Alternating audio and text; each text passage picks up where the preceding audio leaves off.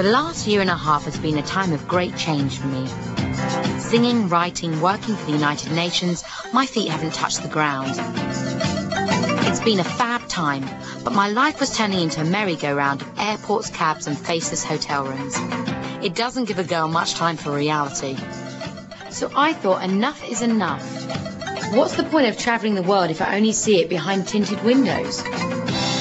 So I decided that wherever I was, the United States, South America, Europe, Southeast Asia, or here in Britain, I was going to try and take time out to get a flavour of each country, meet some interesting young people, and I hope to learn something. I was going to go walkabout.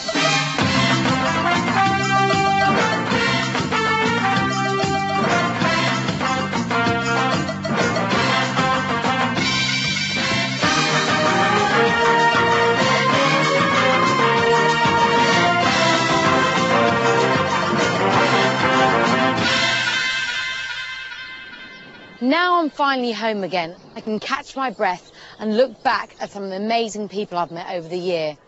They've all coped with huge changes in their lives, and I've been trying to discover what makes them tick. Is it love, money, faith, or sheer desperation that drives them? People like Jessica. She lived on a huge disease-ridden rubbish tip in Manila, but refused to be beaten by a poor start in life. And the Brown kids. 5 musical geniuses in one family. Or Jorg, who was a neo-Nazi but now fights to stop the spread of fascism.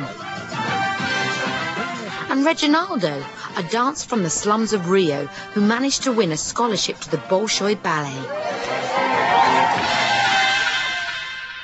Last year, I was asked by the United Nations to be a Goodwill Ambassador.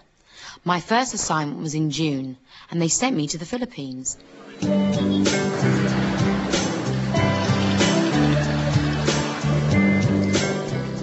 It's a great place to start. Everyone's young here. Over half the population, that's over 35 million, are under 20.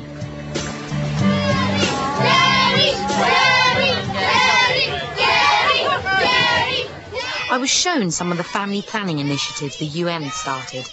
It's a country where families with 6 children are common.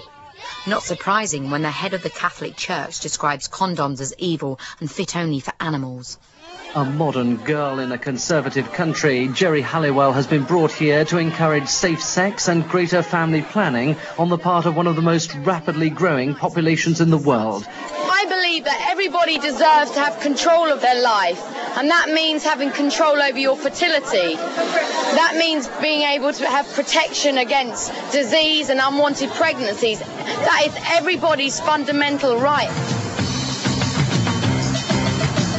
My journey truly began when I was introduced to one of the Philippines' best-loved public figures.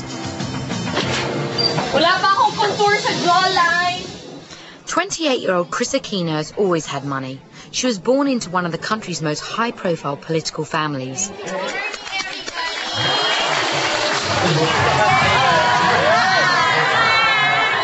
Every morning she hosts a live TV chat show, attracting millions of devoted viewers.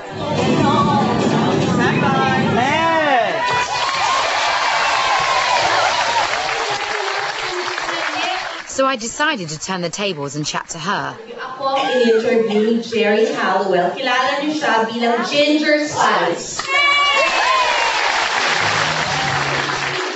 You know, I'm just being devil's advocate here. I look at you compared to most people in the Philippines. You've got wealth, you've got youth, you know, attractive women, you've got a child, you know, you've got a successful career.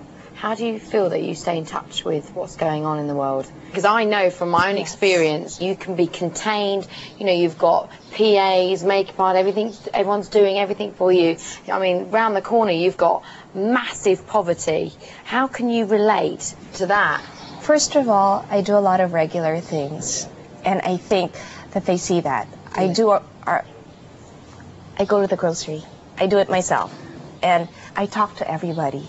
And because of television, people really open up to me. But if you think that Chris is simply a third world Oprah Winfrey, think again. Her life's been full of incredible dramatic twists and turns. When she was just 1.5, Chris's father, the prominent political leader Ninoy Aquino, was imprisoned by President Marcos.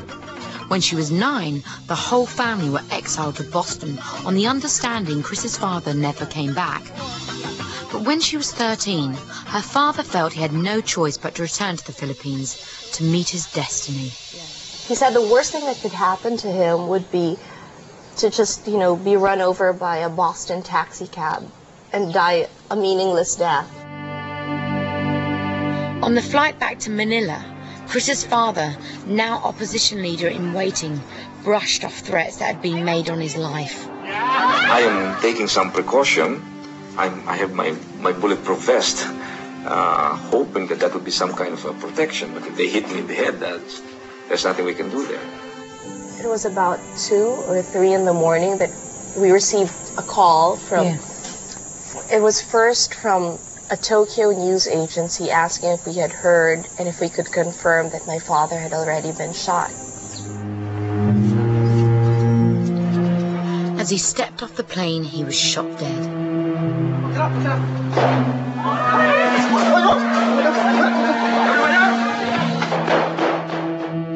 The alleged assassin was immediately killed by security men. It's very numbing in the sense that you're so far away and it happens. Yeah, you couldn't quite take it in. Yes, it only really hit us when we got home and we saw him in his coffin. How old were you then? I was 12. And when we got there, and they opened up the casket, it's a really, really weird feeling to kiss someone who's almost as stiff as wood. That's what I remember very much from that experience. And what amazed me also was that you have to remember at that time Marcos was still in power, but literally millions of Filipinos went out into the streets during my dad's funeral.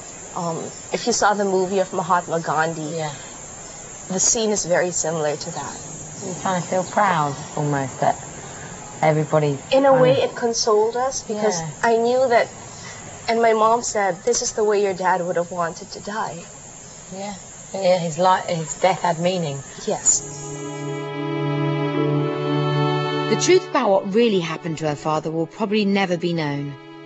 But the killing is widely believed to have been plotted by supporters of the then President Marcos. I remember also that I would receive these letters. And to this day, every time I think of it, I really get touched because kids would enclose their allowance in the letters.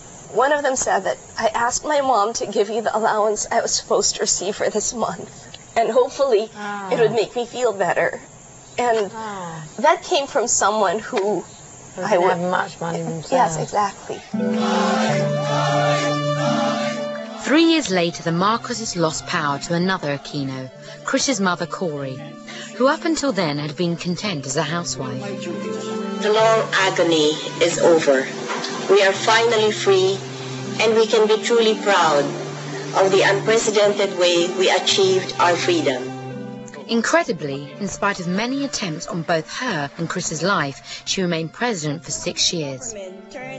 From being a political prisoner's daughter to becoming an exile's daughter, to coming home to being a martyr's daughter, I was now a presidential daughter. Oh my God. So the cycle of life is really weird.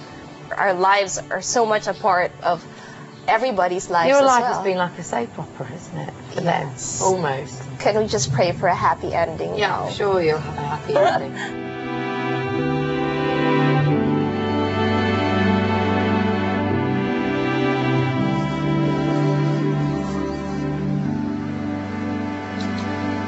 Talking to Chris made me want to explore the other side of the Philippines.